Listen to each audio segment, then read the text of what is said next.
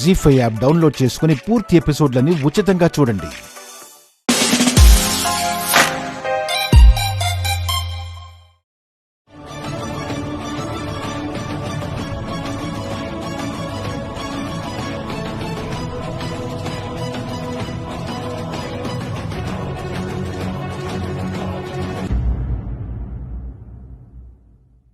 నీకు పిచ్చి పట్టిందా, లేకపోతే అనుమానపు పిశాచేమైనా పట్టిందా? ఎందుకు బుద్ధి లేకుండా ప్రవర్తిస్తున్నావు? నాకే బుద్ధి లేదంటావా ప్రసాద్? నన్నే తిడుతున్నావా? నువ్వు చేసిన పనికి నిన్ను తిట్టడం కాదు, నీ 2 చెంపలు వాయించాలి. నీ మీద అంత కోపం వస్తుంది.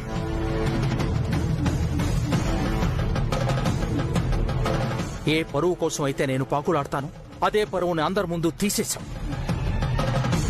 హర్ష నాకు బుద్ధి లేదు అన్నాడు. అభిరామ్ లాయర్ అయ్యండి తొందరపడతారా అన్నాడు. తల దించుకొని సారీ చెప్పాల్సి వచ్చింది. అంతా నీ వల్లే.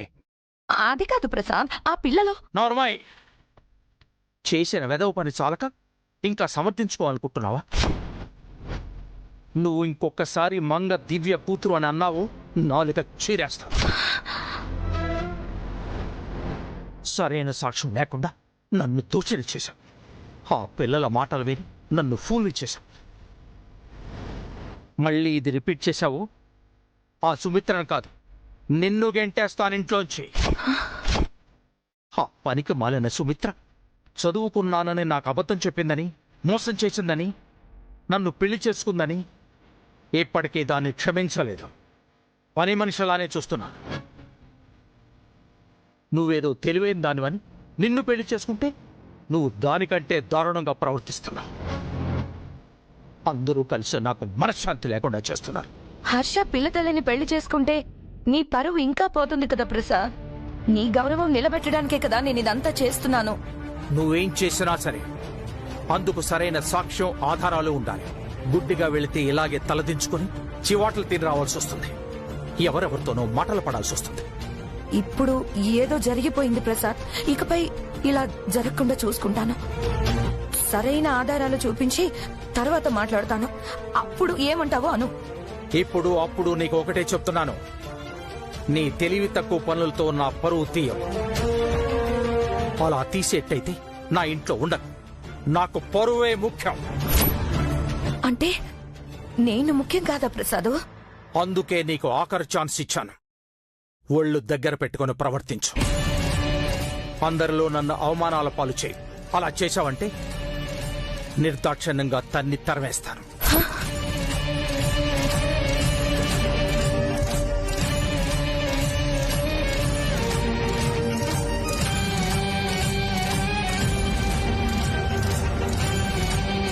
ప్రసాద్ ఎంత కోపం చూపిస్తున్నాడు.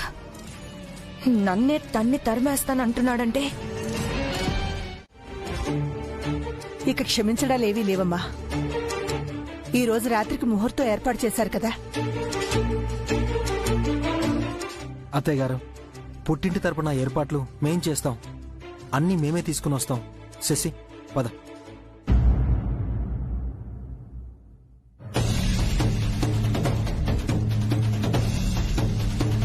అత్తయ్య, ఒక చిన్న రిక్వెస్ట్. ఏంటమ్మా?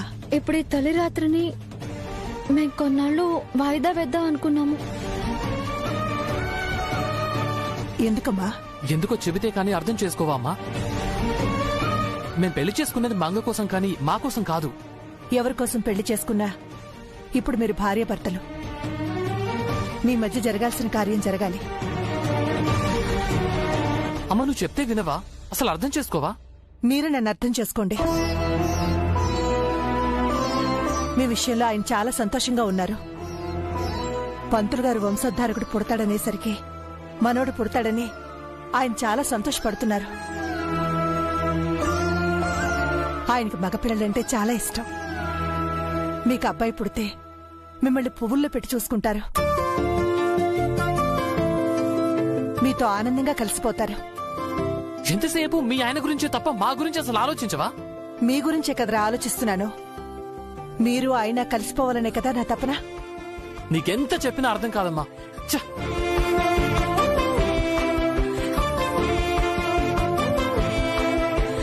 అమ్మా, నా బాధ నీకు అర్థమైందా? అయిందత్తయ్య, కానీ అందుకు నేనిప్పుడు సిద్ధంగా లేను. మంగ గుండె జబ్బుతో బాధపడుతుంది. దానికి సర్జరీ చేయించాలి. అదొక్కటే నా మైండ్లో ఉంది.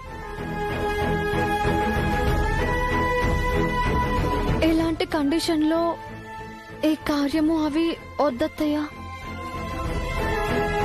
నా వల్ల కాదు. అది కాక నేను ఆయన ప్రేమించుకోను, మా మనసులు కలిసో ఇష్టపడో పెళ్లి చేసుకోలేదు కదా. మంగ కోసం చేసుకున్నాం. మాకు ఒకరంటే ఒకరికి గౌరవం ఉంది. కానీ మా మనసులు కలవటానికి, మేం భార్యాభర్తలుగా దగ్గరవటానికి ఇంకొంచెం టైం పడుతుంది.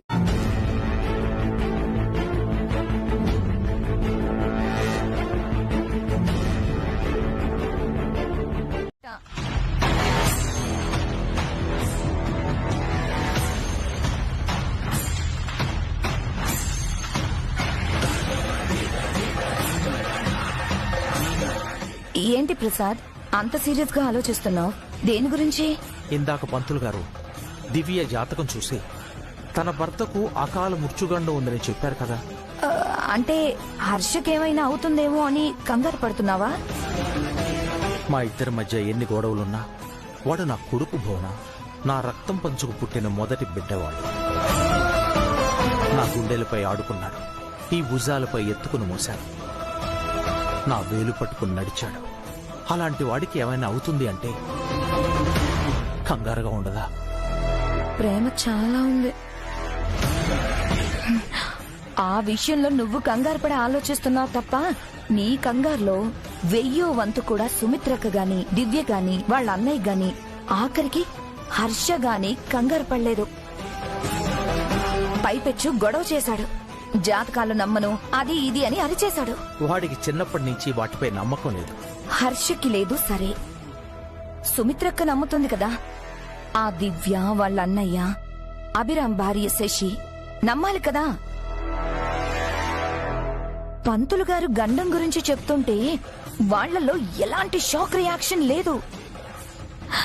అదేదో సాధారణమైన విషయంలా తమకి ముందే తెలుసన్నట్టుగా క్యాజువల్ గా ఉండిపోయారు. అంటే నీ ఉద్దేశం ఏమిటి? ముందు నుంచి నాకున్న అనుమానం ప్రకారం దివ్యకి ఆల్రెడీ పెళ్ళైపోయిందేమో. ఆ మొదటి భర్త గండంతోనే పోయాడేమో. వెధవరాలు పిల్ల తల్లి అయిన దివ్యను మన హర్ష ఆదర్శ వివాహం చేసుకున్నాడేమో. అందుకే వాళ్ళంతా కూల్గా ఉన్నారు. చాలే ఆపు భువన. ఏ విషయం చెప్పినా మళ్ళీ ఆ విషయం దగ్గరికే తీసుకొస్తాం. నీ అనుమానాలతో నాకు అవమానాలు జరుగుతున్నాయి. అది కాదు ప్రసాద్, నేను చెప్పింది లాజికల్ గా ఆలోచించు. చూడు, గండం ఉందని చెప్పిన పంతులు గారే పరిష్కారం ఉందని కూడా చెప్పారు కదా. అందుకే వాళ్ళు పెద్దగా రియాక్ట్ అవ్వలేదేమో. మరి నువ్వెందుకు రియాక్ట్ అవుతున్నావు ప్రసాద్? వాళ్లే లైట్ తీసుకున్నప్పుడు నువ్వెందుకు ఇంతలా ఆలోచిస్తున్నావు? హర్ష నా కొడుకు కాబట్టి, వాడికేం కాకూడదని కోరుకుంటున్నాను కాబట్టి. అవును, ఆ అమ్మాయి జాతకం పేపర్ నీ దగ్గర ఉంది కదా? ఇందాక ఇద్దరివి తీసి పెట్టుకున్నాను. నేను ఒకసారి మా పెద్ద గురువు గారికి ఫోన్ చేసి ఆ జాతకం గురించి ఆలోచించమని చెప్తాను. ఆ జాతకంలో ఏమైనా సమస్య ఉంటే ఆయనే పరిష్కారం చూపిస్తాను.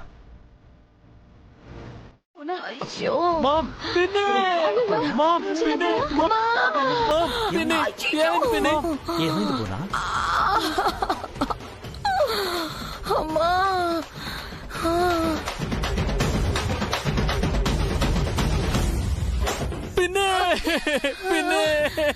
వీడేంటి ఇలా ఎమోషనల్ అవుతున్నాడు? ఏమైంది బోనా? ఎవరో నేల మీద ఈ కలబంద మొక్కేశారు ప్రసాద్. కాలు జారి కింద పడ్డాను. అమ్మా,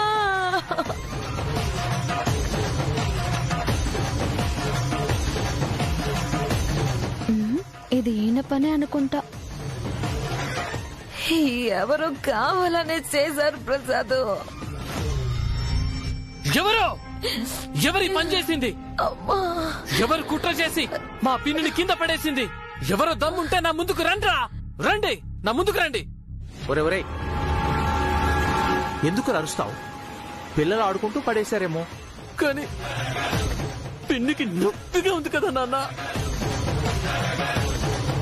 నాకు లేని నొప్పి వీడికేంటి? వీడెందుకు అనవసరంగా ఓవరాక్షన్ చేస్తున్నాడు? పిన్నే బోనా, దెబ్బలేమన్నా తగిలాయా? దెబ్బలు తగిలాయా అని అంత నెమ్మదిగా అడుగుతున్నారేంటి నాన్న?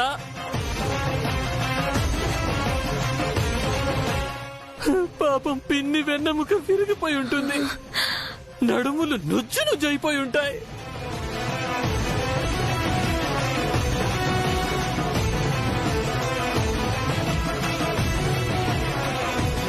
అదేమిట్రా ఎక్స్రే తీసి చూసిన డాక్టర్ లాగా చెప్తున్నావు? ఇంచుమించు హర్షబాబు చెప్పిందే జరిగినట్టుంది ప్రసాద్. నడుము నుజ్జు అయినట్టుంది. అమ్మా, లేవలేకపోతున్నాను ప్రసాద్. అత్తయ్య మీరు లేవండి. వదినా ఇలా సాయం పట్టు. లేవండి జాగ్రత్త.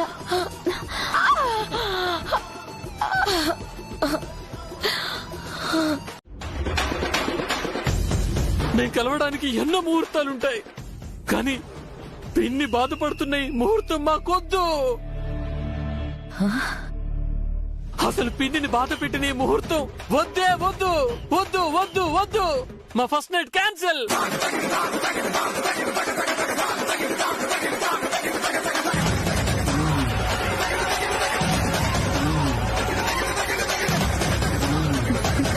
బాగానే యాక్ట్ చేస్తున్నారు. వీడేంటి నేను క్యాన్సిల్ చేయిద్దాం అనుకుంటే వీడే క్యాన్సిల్ అంటున్నాడు. అత్తయ్య గారిని మేము చూసుకుంటాం బావగారు. కావాలంటే హాస్పిటల్కి తీసుకెళ్తాం. మీరేం వరి అవ్వకండి. ఈ ముహూర్తాన్ని మిస్ చేయకండి. బావగారు బావగారు,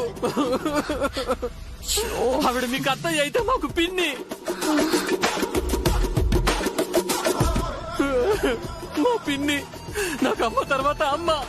అదే మీ అమ్మ కనుక ఇలా పడిపోయి ఉండుంటే మీరు ఇలా అనేవారు కాదు కదా. అంటే అంటే బావగారు అది. అబ్బా ప్లీజ్ బావగారు ప్లీజ్. నేను ఎమోషన్స్ లేని మనిషిని కాదు బావగారు. మా పిన్ అంటే నాకు ప్రాణం ప్రాణం ప్రాణం.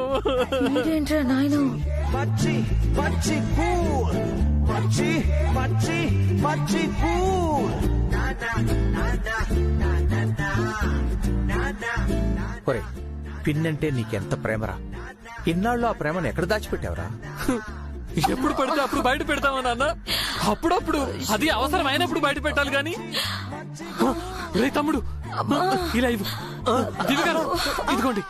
దివి గారు ఈ బామ్మ పిన్నికి రాయండి. ఎంత నైట్ అయినా తెల్లారిపోయినా పర్వాలేదు, కానీ మా పిన్ని నొప్పి మాత్రం తగ్గాలి. అలాగేనండి. అత్తయ్య గారి కంటేనా?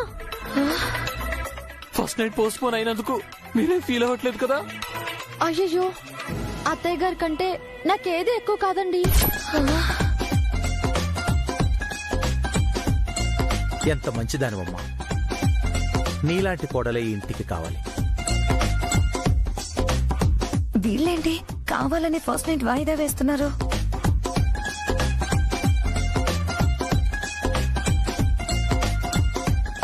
ఒరే దీపు, చూడరా, నువ్వేమో మీ పెద్దమ్మని తిడతావు, మీ అన్నయ్య మీ అమ్మను తనమ్మలాగా చూసుకుంటున్నాడు, మీ వదిన కూడా మీ అమ్మకు సేవలు చేస్తాను అంటుంది. నువ్వు కూడా మీ వదినలాంటి భార్యనే తెచ్చుకోవాలిరా. మీ అన్నయ్య వదినలు మీ అమ్మ కోసం వాళ్ళ తొలి రాత్రిని కూడా వాయిదా వేసుకుంటున్నారా? కొడుకు కోడలంటే ఇలా ఉండాలిరా.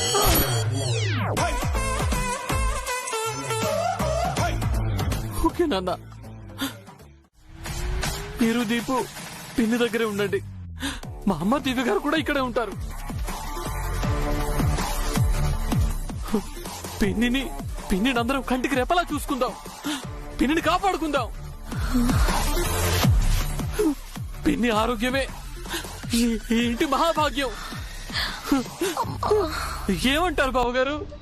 ఏమంటారు? మీరు చాలా గ్రేట్ అంటారు బావగారు.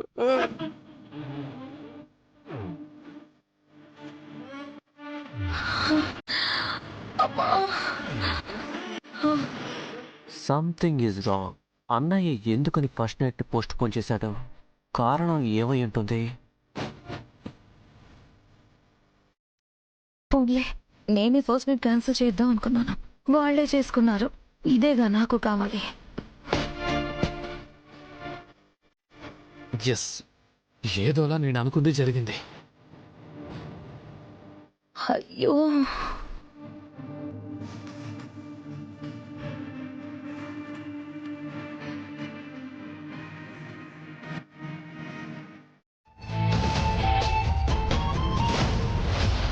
మంగా, అమ్మా మంగా.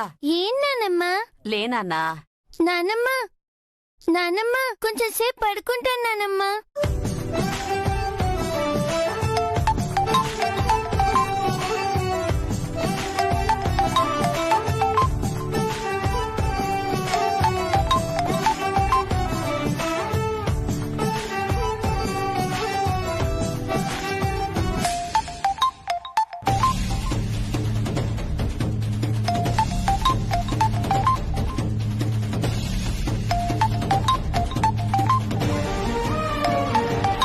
నేను వెళ్ళి ఫ్రెష్ అవుతాను.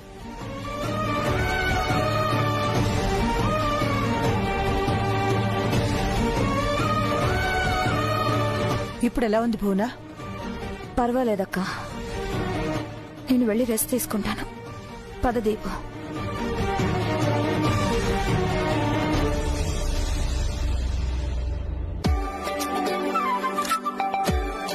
అన్నయ్య, వదిన, పిల్లలు లేచారా అత్తయ్య? పొద్దునే లేచారమ్మా. ఆఫీస్లో అర్జెంట్ పనుందని మొహం కడుక్కుని వెళ్ళిపోయారు. అవునా? నీతో చెప్పమన్నారు. మంగేం చేస్తుంది అత్తయ్య? ఇంకా నిద్రపోతూనే ఉందమ్మా.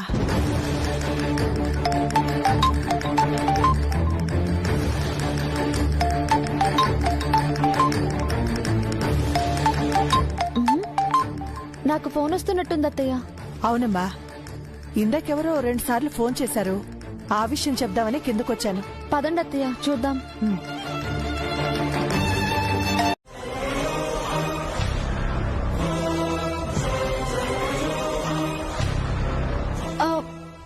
మావయ్య గారు ఇలాంటి పనులు కూడా చేస్తారా? ఆయన క్రిమినల్ లాయర్ అండి. కేసు గెలవడానికి కోర్టు లోపల కోర్టు బయట ఏమైనా చేస్తారు. నిజమా జ్యోతి? అదేం లేదే, అదేం లేదు. ఏదో ఉందని మీ కంగారే చెబుతోంది. నిజం చెప్పు జ్యోతి, ఆ కేసు వాదించొద్దని మా మావయ్య గారు నిన్ను వార్న్ చేశారా?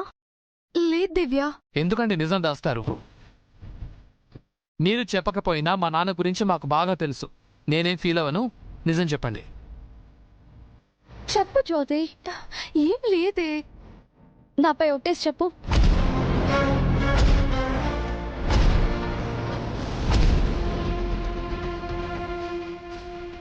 మా మామయ్య గారు నిన్ను బెదిరించారా? భయపెట్టారా? యాక్సిడెంట్ చేశారా?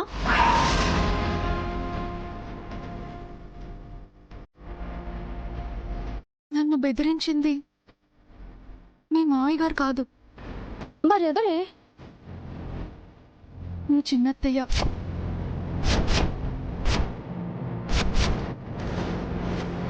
మా పిన్న? అవును సార్.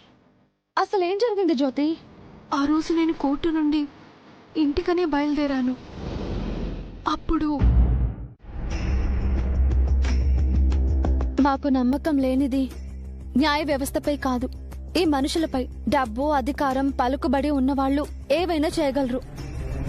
చట్టాలను, సెక్షన్లను తమకు అనుకూలంగా మార్చుకోగలరు. తమకి కావలసిన తీర్పు రాయించుకోగలరు. వాళ్లతో పోరాడడం అంటే ఇలా గాయపడటమో లేదా చనిపోవడమో జరుగుతుంది. అంతటి బలమైన వ్యవస్థ అది. మరా రమణి పరిస్థితి ఏంటండి? తన భర్తతో విడిపోవలసిందేనా? ఆమె బిడ్డ సంగతి ఏంటి? తండ్రి లేకుండా బతకాలా? వాళ్ళకు న్యాయం జరగదా? ఈ దేశంలో ఎంతో మంది ఆడవాళ్లు భర్త లేకుండా బ్రతుకుతున్నారు. ఎంతో మంది పిల్లలు అనాథలవుతున్నారు. వాళ్లలో కలిసిపోవాలంతే. వాళ్ళ గురించి బాధపడ్డం తప్ప మనం కూడా ఏం చేయలేము. సిగ్గుగా ఉందండి. నా ఇంట్లోనే ఒకరు న్యాయ వ్యవస్థను తొక్కిపెట్టేస్తున్నారు, ఇంకొకరు ఆ బలమైన వ్యవస్థకు తల వంచుతున్నారు. నాకు బాధగా ఉందండి.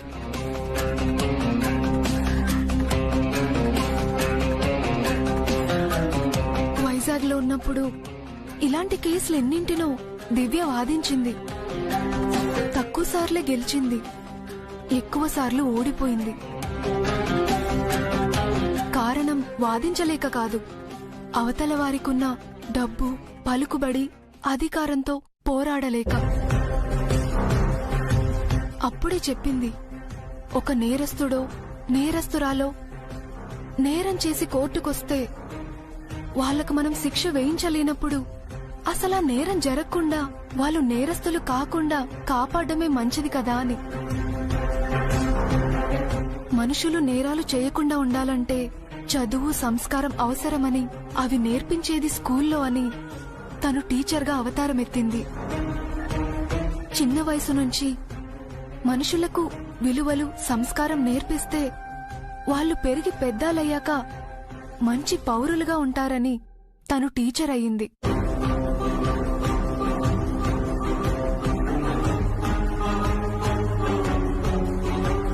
సారీ అండి, నిజం తెలుసుకోకుండా ఎమోషనల్ అయ్యాను. పర్వాలేదండి, మీ ఆవేదనని నేను అర్థం చేసుకోగలను.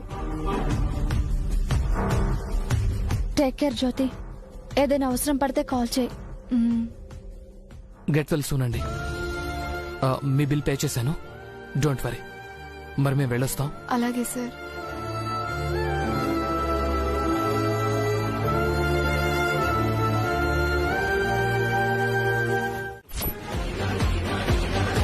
ఏ, నీ భార్య లాయరే కదా, లా చదివిందన్నావు కదా.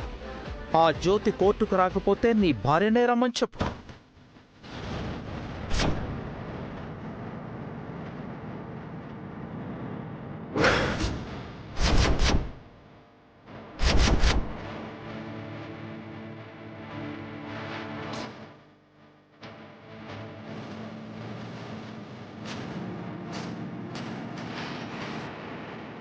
ఏంటమ్మా, నువ్వు లాయర్వా? ఏ, నీకు కూడా తెలీదా అక్క? నీ దగ్గర కూడా దాచిపెట్టారా?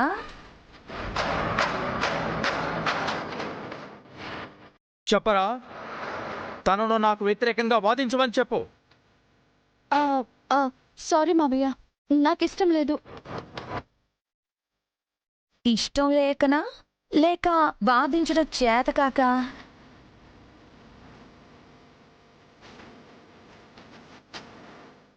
నాకు తెలిసి ఆ జ్యోతికి కూడా యాక్సిడెంట్ ఏం అయ్యుండదు.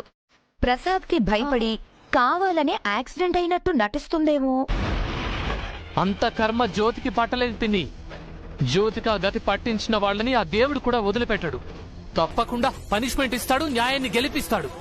దేవుడు దాకా ఎందుకురా, దివ్యను నాకు ఎగెనిస్ట్ గా వాదించి గెలవమని చూద్దాం.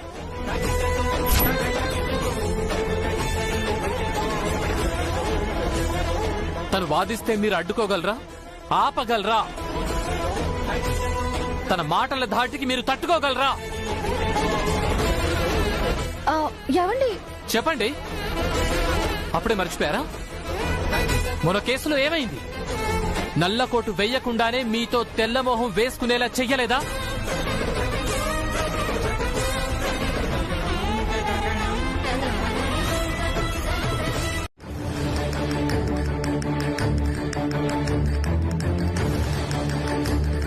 లాయరమ్మెంట్ ఇంకా రావడం లేదు. ఏంటి ఏంటి నీ లాయర్ కోసం ఎదురు చూస్తున్నావా? తను రాదు. ఎందుకు రాదు? నా కేసు వాదించమని లాయరమ్మకి దివ్యమ్మ గారు చెప్పారు. నీ కేసు వాదించొద్దని మా భువనమ్మ గారు చెప్పారు. వినకపోతే మీ లాయరమ్మ గారి కాలు చేతులు విరిచేసి హాస్పిటల్లో పడుకోబెడతారు. ఏంటి మీరు చెప్పేది? మరదే మనతో పెట్టుకుంటే ఇలా ఉంటుంది. ఇక నీ గురించి వాదించడానికి దివ్యమ్మ కాదు కదా, ఏ దుర్గమ్మ రాదు. రండి. అది కాదు. ఏంటండి మీరు? మావయ్య గారిని అలా రెచ్చగొడతారేంటి? మరి ఆయన ఆవిడ అనే మాటలు బాగున్నాయా చెప్పండి? అన్యాయ వైపు వాదిస్తూ కూడా ఏదో మంచి పని చేస్తున్నట్టు తెగ బిల్డప్ ఇస్తున్నారు. అత్తయ్య, మీరైనా ఆయనకి చెప్పండి అత్తయ్య. నువ్వు లాయర్ అన్న సంగతి నాకెందుకు చెప్పలేదమ్మా? అబ్బా, అదేమంత పెద్ద విషయం కాదత్తయ్య. పెద్ద విషయం కాదా? అమ్మా, మొన్నేం జరిగిందో తెలుసా? కోర్టులో మీ ఆయనకి ముచ్చెమటలు పట్టించింది. స్త్రీని శక్తి స్వరూపిణిగా, తల్లిని తొలి దైవంగా కొలిచే దేశం మనది. ఈ తల్లి శక్తిని శంకించకండి. దయచేసి తన బిడ్డని తనకే ఇవ్వండి. ఆ బిడ్డ ఆ తల్లికే సొంతమని తీర్పునిస్తున్నాను. ఏంటమ్మా, నువ్వు మీ మావయ్య గారిని ఓడించావా? న్యాయాన్ని గెలిపించానంతే అత్తయ్య. పోనీలేమ్మా, తెలుసో తెలియకో ఆయన చేసే పాపాలు నీ రూపంలో ఆయనకి తొలగిపోతాయి. అందుకే చెప్తున్నానమ్మా, ఈరోజు ఇంకో కేసుంది. ఆ కేసును వాదించే లాయర్ని నాన్న పిన్ని భయపెట్టి హాస్పిటలైజ్ చేశారు. నాన్నకు భయపడి ఎవరు ముందుకు రావట్లేదు. అందుకే ఆ కేసును వాదించమని తనకు చెప్తున్నాను. తనేమో వినట్లేదు. వాదించొచ్చు కదమ్మా. క్షమించండి అత్తయ్య, నేను మావయ్యకి పోటీగా ఉండదలుచుకోలేదు. ఒకే ఇంట్లో ఉంటూ మావ కోడళ్ళం శత్రువులుగా మారదలుచుకోలేదు. అలా ఎందుకు అనుకుంటున్నావమ్మా? ఒక అమ్మాయికి న్యాయం చేస్తున్నాననుకో, తప్పే ఉంది. మీ వల్ల ఒక అమ్మాయి లైఫ్ లాంగ్ హ్యాపీగా ఉంటుంది కదండి. కానీ లైఫ్ లాంగ్ నేను మావయ్య శత్రువులుగా ఉండాలి కదండి. అది నాకు ఇష్టం లేదు. అవేవి ఎక్కువ రోజులు గుర్తు పెట్టుకోరమ్మా. ఆయన అవేవి మనసులో పెట్టుకోరు. ఇది అబద్ధం అత్తయ్య, అందుకు మీరే సాక్షి. మావయ్య త్వరగా మర్చిపోయే వారి అయ్యుంటే, ఆయన మనసులో ఏది పెట్టుకోని వారైతే ఈ రోజు మీ పరిస్థితి ఇంకోలా ఉండేది. ఎవరో ఒకరు ఉంటారు కదత్తయ్య, న్యాయాన్ని గెలిపించాలని, ధర్మాన్ని కాపాడాలని, కొందరి ప్రాణాలని నిలబెట్టాలని. ఎవరి నీ తరపున వాదించేది? ఎవ్వరూ రారు. వచ్చినా గెలవలేరు.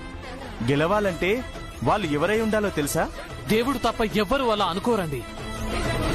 ధర్మాన్ని నిలబెట్టడం, న్యాయాన్ని గెలిపించటం, ప్రాణాల్ని కాపాడడం ఆ దేవుడి పనే. అయితే ఆ దేవుడే వస్తాడు. ఎక్కడి నుంచి వస్తాడే ఆ దేవుడు? పైనుంచి దిగొస్తాడా లేక నీళ్ళని చీల్చుకొని వస్తాడా? ఈ ప్రపంచానికి మంచి చేయాలి అనుకున్నప్పుడు దేవుడు అమాంత ప్రత్యక్షం కాలేడు. ఒక చిన్నారి శిశువుకు జన్మనిచ్చాడు. ఆ శిశువే పెరిగి పెద్దయి దేవుడయ్యాడు. అమ్మ గర్భం నుంచే దేవుడొస్తాడు.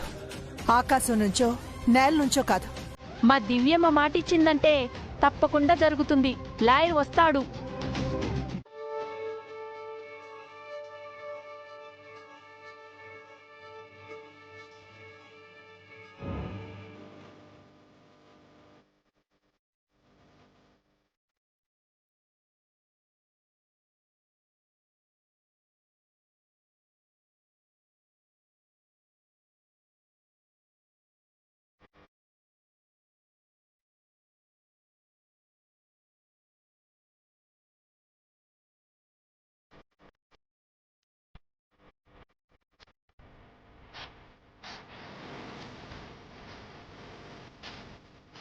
కూర్చోండి.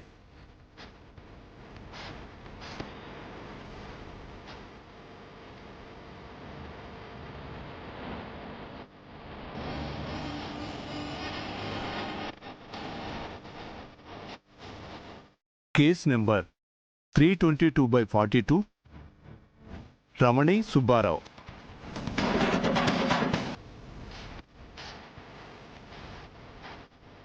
రమణి Subbarao, Ramani Subbarao.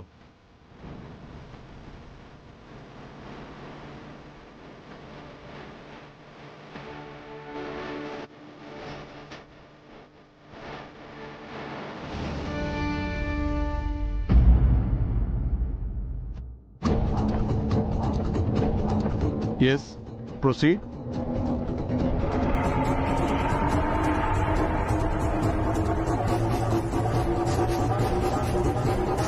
Thank you milord. Milord, ఈ కేసు మీకు బాగా సుపరిచితం కాబట్టి పూర్వాపరాలోకి వెళ్లకుండా సూటిగా వివరిస్తాను. ప్రపంచంలో అత్యంత పురాతనమైనది, పవిత్రమైనది మన భారతీయ వివాహ వ్యవస్థ. ముక్కు మొహం తెలియని ఒక స్త్రీ పురుషులు వేదమంత్రాల సాక్షిగా బంధుమిత్రుల సమక్షంలో వారి ఆశీర్వాదంతో దంపతులవుతున్నారు.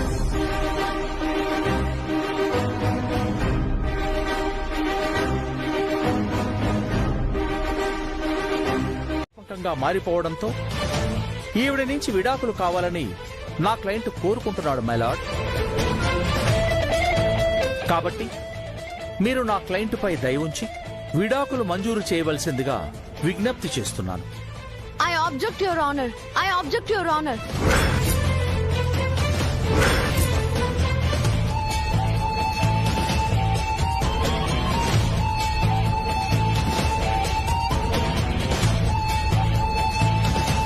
అమ్మా దివ్య, నువ్వు ఈ కేసు ఎస్ సార్. మొత్తానికి మీ మావయ్య నీకు నల్లకోటు తొడిగించి కోర్టుకు తీసుకొచ్చాడనమాట. Very good.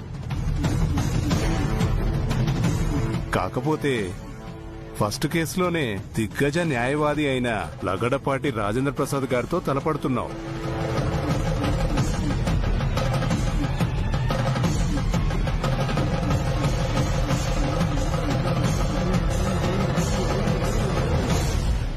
జాగ్రత్తమ్మా, కొండని ఢీకొట్టడం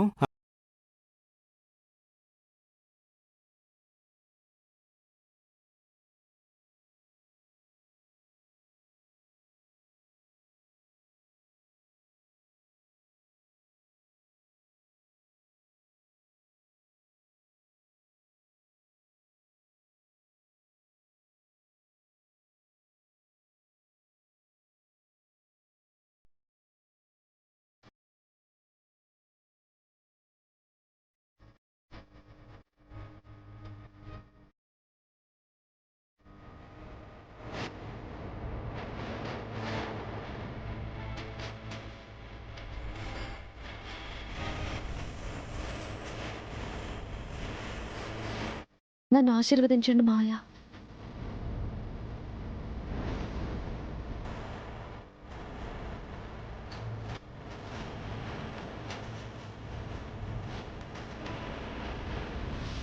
విష్ యు గుడ్ లక్ అమ్మాయి.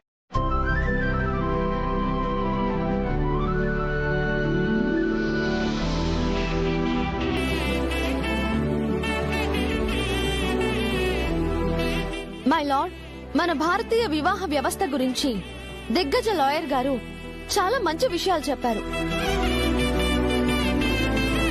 కాకపోతే భర్త బలవంతుడైతే భార్య బాధింపబడుతుందని, భార్య బలవంతురాలైతే భర్త బాధింపబడతాడు అని చెప్పారు. ఒక చిన్న సవరణ మై లార్డ్. ఈ బలం అనేది శారీరకమైనదా లేదా మానసికమైనదా అని అడుగుతున్నాను. అందంగా లేదు అని, లావుగా ఉందని తన భర్త ఎంత హింసించినా నా క్లయింట్ భరించింది యువర్ ఆనర్. భర్తే దేవుడు అనుకుంది, భర్తే కావాలి అనుకుంటుంది, తన బిడ్డకి తండ్రి ఉండాలి అనుకుంటుంది. డబ్బు ఆశ చూపించినా నా క్లయింట్ తలొగ్గలేదు. దయచేసి నా క్లయింట్ కి న్యాయం చేయవలసిందిగా కోరుతున్నాను. That's all your honour. లేదు యువర్ ఆనర్. కొత్త లాయర్ గారు తన క్లయింట్ ని సీత, సావిత్రి, సుమతులతో పోల్చి చాలా ఎక్కువగా చెప్తున్నారు. నిజానికి ఈవిడంత సాత్వి ఏం కాదు. నిజం చెప్పాలంటే ఈవిడొక Shurpanakha. I object your honour.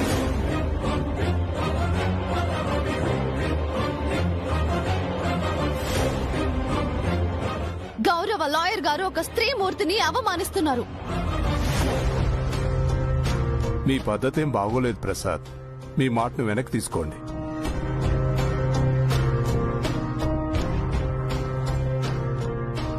I'm sorry your honour.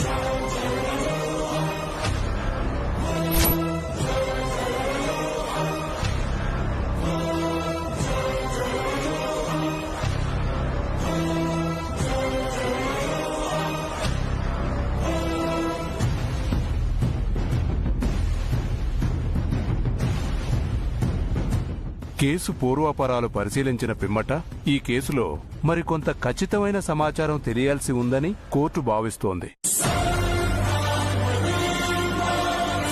తప్పు భర్తదా లేక భార్యదా అన్న ఖచ్చితమైన సాక్ష్యాధారాలు కోర్టు కోరుతుంది.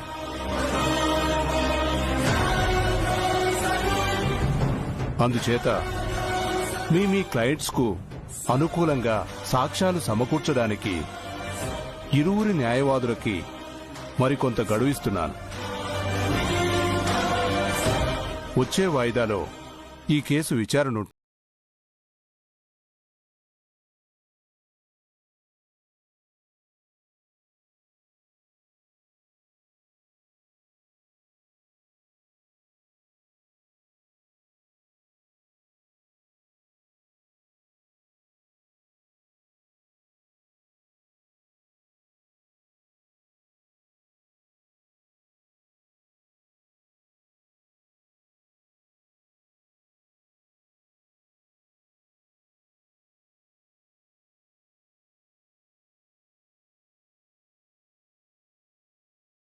పూర్తి ఎపిసోడ్ అని జీ5 లో ఉచితంగా చూడండి.